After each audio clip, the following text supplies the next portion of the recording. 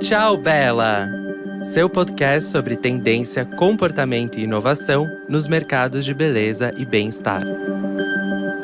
A gente vai falar de saúde feminina com dados muito impressionantes, do tipo que foi só na década passada que médicos perceberam que os sintomas de ataque cardíaco são diferentes entre mulheres e homens. Ou seja, eu fico aqui preocupada com o braço dormente, não é Não por vai aí. formigar o nosso, amiga. Mas é uma loucura. Bom, faz sentido se a gente pensar que, historicamente, né, mulheres e corpos femininos são excluídos de ensaios clínicos e pesquisas biomédicas. Ou seja, isso impacta drasticamente o que a medicina de fato sabe sobre a saúde da mulher, e a gente já falou isso um pouco aqui quando a gente falou de sexualidade. Sim. Os números e dados são tão discrepantes e às vezes assustadores em relação a isso, que não por acaso estão surgindo novidades de clínicas focadas em corpos biologicamente femininos, né? É isso aí. Eu sou Isa Deson, sou especialista em tendências, estou aqui do lado da jornalista e parceira Vânia Goy, e a gente está aqui para matar mitos sobre a saúde feminina. Você já falou, mas todas essas questões de saúde estão sob o mesmo guarda-chuva, que é de desigualdade de gênero com implicações socioeconômicas de longo alcance e longo prazo, né? Pois é, e aqui a gente nem está fazendo um recorte interseccional para falar de mulheres racializadas LGBTQIA+, especificamente, ou mulheres de baixa renda que sofrem uma invisibilidade ainda muito maior, né? Então a gente vai focar hoje em corpos biologicamente femininos. Um estudo da GAMA Surgery do ano passado avaliou mais de 1 milhão de pacientes e quase 3 mil cirurgiões e concluiu que pacientes do sexo feminino manifestam, por exemplo, mais complicações, readmissões em hospitais e morte em comparação com homens. Mas quando a gente, em geral, vê estudos científicos, só vem pessoas, né? Você não sabe quem foi testado ou comparado, né? E mulheres também são menos propensas a receberem medicamentos salvadores, e isso aumenta o risco de morte, né? E contribui para esses números que a Vânia trouxe aí. Ou seja, a probabilidade de termos um resultado cirúrgico negativo, ela é 15% maior quando um médico homem realiza o procedimento. Ou seja, tem uma questão de tendenciosidade aí que afeta tudo. Tem um livro novo que chama This Won't Hurt, How Medicine Failed Women. Então, isso não vai te machucar, como é que a medicina falhou com as mulheres, que é de uma médica, a doutora Marieke Big, que relata alguns destes absurdos sobre essa lacuna de saúde e de gênero, e é inspirado não só nas experiências dela, de desigualdade médica, além de outros casos do tipo: uma mulher que sofreu por 2 anos com uma lesão grave no parto, sendo informada por um médico da família que ela só precisava encontrar alegria. Teve outra que foi diagnosticada com câncer de mama estágio 4, depois de ser mandada embora 3 vezes por um clínico geral que disse que provavelmente eram só os hormônios. Ou uma outra paciente que disse que ela queria parar o uso de anticoncepcional porque ela se sentia infeliz, né? É um efeito colateral, às vezes, que acontece. E os médicos disseram: mas muitas mulheres dizem isso, eu não acredito nelas. Casos inadmissíveis como esses não são raros. A gente também não está generalizando aqui, falando que médicos homens são piores, são descuidados, não tem repertório, não é nada disso. Mas quando a gente olha sob essa lente macro de uma profissão que foi majoritariamente masculina testada em homens durante séculos, a gente vê que tem uma desigualdade enorme. A Dr. Big criou até um termo para isso, que é um medical gaslighting. O gaslighting ficou popular aí durante o movimento Me Too, que fala sobre um tratamento desigual, uma pessoa que tenta fazer você se sentir inferior, né, etc. E eu chamo isso de atropelamento, aquela pessoa que te atropela e não consegue deixar você terminar o raciocínio. E tudo isso é muito chocante, né? Porque, para mim, assim, a gente representa cerca de 50% da população global. No Brasil, a gente é a maioria, com mais de 51% da população, segundo o IBGE. E mesmo assim, tem um reflexo muito nítido que na pesquisa na área de saúde, o tratamento é extremamente injusto. Tem dados curiosos, por exemplo, a gente estava vendo um estudo da Physicians Health Study que fez uma amostragem com 22 mil pessoas para ver quais eram os efeitos de aspirina em quem tinha doenças vasculares, e nenhum dos 22 mil pacientes era mulher. E assim, não é a gente que tá falando que existe um desequilíbrio de gênero dentro desse assunto. É um artigo da Harvard, por exemplo, traz isso pra gente, entendeu? E tudo que é ensaio clínico, artigo de pesquisa, existe um déficit de gênero mesmo. Então a gente está falando de uma discussão muito profunda. E esse artigo que foi publicado esse ano também olhou para o financiamento das pesquisas e concluiu que é desproporcionalmente alocado em estudos liderados por homens. Dá para entender que é a cadeia inteira? Então não é só menos conhecimento de sintomas que as mulheres apresentam, que não são específicas, né, de gênero, como, sei lá, tem doenças aí como apneia, diabetes, insuficiência cardíaca, mas também menos tratamentos disponíveis para doenças especificamente de mulheres, menos financiamento, menos pesquisa, menos ensaio clínico. Então, só para a gente entender que é um efeito dominó. E a gente tem falado muito sobre saúde feminina, sobre femtech, sobre bem-estar sexual, e esse também é um gap, né? Quando a gente olha para questões ligadas à fertilidade, gravidez, menopausa e outros distúrbios ginecológicos, esses ainda são assuntos que precisam ser muito explorados, que precisam ser melhor compreendidos. Isso também passa por esse déficit de mulheres no comando de tudo, né? Justamente tantos mitos que a gente achava até muito recentemente que, por exemplo, o cérebro feminino era menos eficiente do que o masculino por um tamanho, né? E aí a gente descobriu que não, que nem o seu pé você corre igual. Mas quem fala com muita propriedade da coisa neurológica é a Lisa Mosconi, que tem um livro chamado O Cérebro XX, The XX Brain, que fala dos cromossomos sexuais ligados ao sexo feminino, né? E ela apresentou um TED Talk no mês passado sobre um estudo dela, que tem 20 anos, e algumas das coisas que ela dividiu que a gente achou interessante. O cérebro de homens e mulheres envelhecem de maneira diferente, e isso afeta a saúde do cérebro. As mulheres são 2 vezes mais propensas que os homens a serem diagnosticadas com transtorno de ansiedade, depressão, e 3 vezes mais propensas a desenvolver doenças autoimunes que afetam o cérebro, como esclerose múltipla, por exemplo. Além disso, as mulheres têm 4 vezes mais chances de sentirem dores de cabeça, enxaquecas e são mais suscetíveis a terem Alzheimer.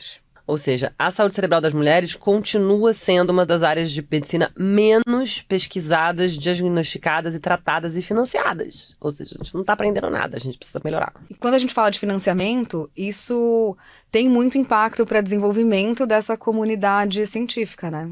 Pois é, não é à toa que a Women's Brain Project, um projeto americano para foco no olhar do cérebro feminino, encomendou à Economist Impact um artigo que examinasse e investigasse os benefícios econômicos de investir em pesquisas cerebrais específicas de sexo e de gênero. E muito legal, porque ele foi divulgado no 8 de março desse ano. Então, isso não são flores, entendeu? Coisas que queremos no 8 de março. Queremos pesquisa científica e médica, né? Tanto que eles lançaram até um hashtag Embrace Equity nessa história aí. Tem uma iniciativa boa também, né, do Fórum Econômico Mundial.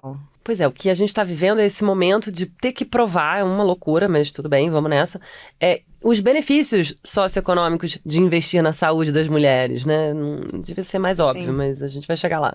E todos esses avanços tecnológicos que a gente acompanha e essa conscientização crescente sobre a gente pensar em equidade, também atendimento de saúde, impulsiona o mercado de femtechs, que também já foi tema aqui no Tchau Bela.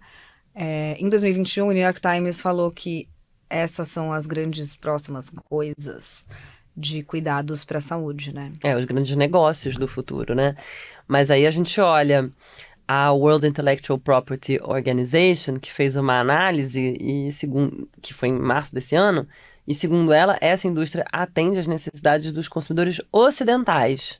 Ou seja, até a saúde precisa ter um olhar interseccional, né? A gente não adianta falar só de mulheres brancas ocidentais. Quando a gente olha para os números de crescimento de femtechs, tem um relatório da Global Data, que foi publicado em abril desse ano, falando que o mercado de startups dedicadas a assuntos femininos foi avaliado em mais de 5 bilhões de dólares. Tem um outro relatório da Emergent Research, que aponta um crescimento de 15% ao ano, e até 2026 esse mercado deve crescer para pouco mais de 1 trilhão de dólares.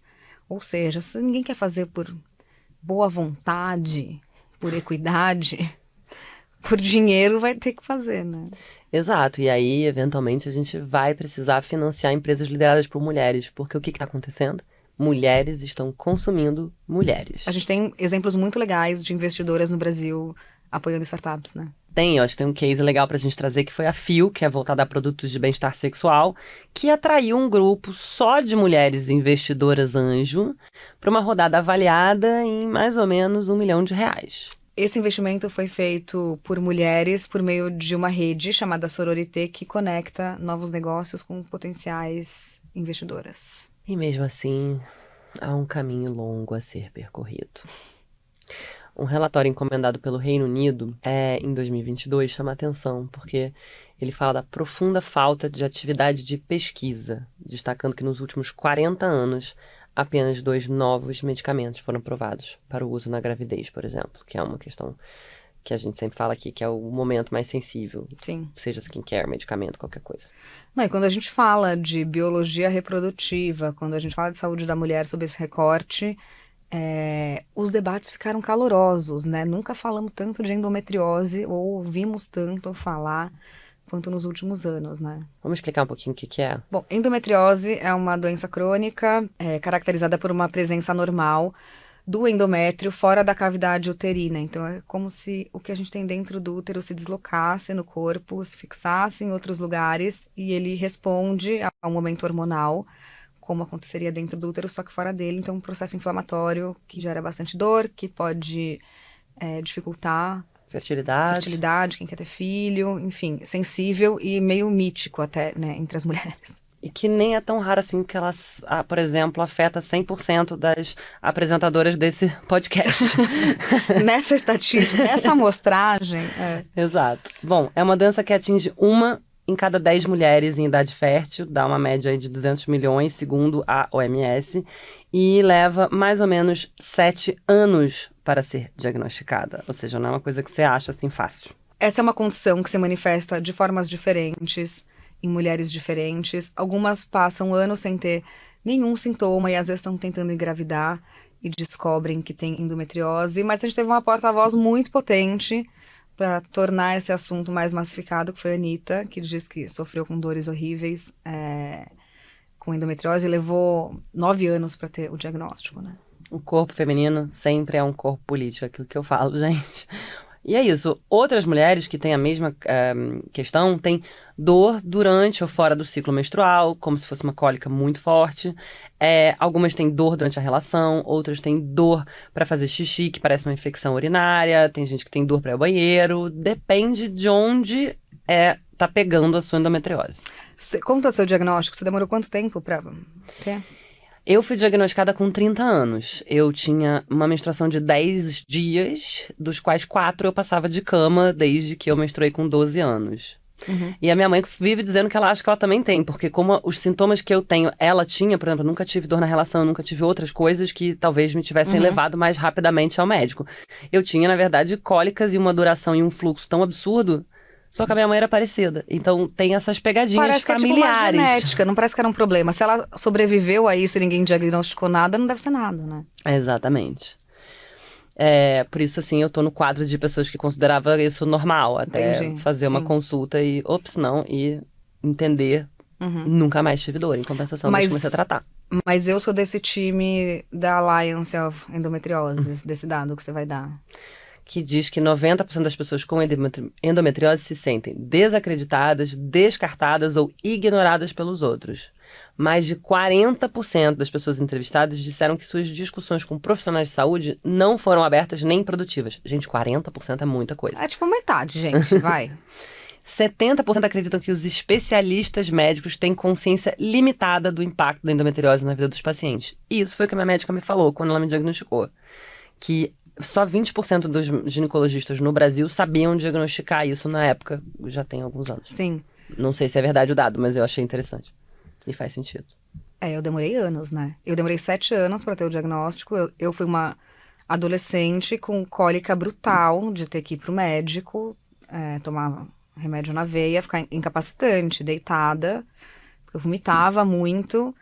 E acho que eu fui assim, uns 5 ginecologistas. Aí eu já tinha certeza que eu tinha endometriose e eu precisava de ajuda. E eu me lembro que um deles me falou uma coisa que foi muito chocante pra mim.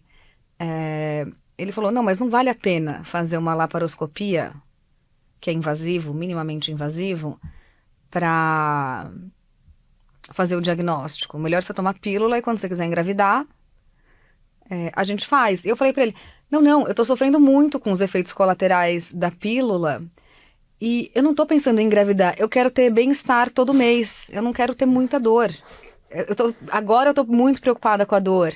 Então, pra mim, eu acho que vale a pena fazer uma laparoscopia e se a gente encontra já remover cirurgicamente esse tecido. Mas é isso, né? Ninguém tem noção da dor que a gente passa, né? E também tem que olhar com um senso crítico, né? A mulher tem uma resistência à dor, de parto, que o homem não tem. Então, quando você começa a conversar sobre dor com o médico... É super pessoal, né? Enfim. Mas endometriose precisa ser tratada, pode desencadear riscos diferentes, como, por exemplo, os que a gente falou de fertilidade, e até danos em outros órgãos, se ela tá pertinho ali, né? Gente, menstruação não é bolinho, né? Vamos combinar.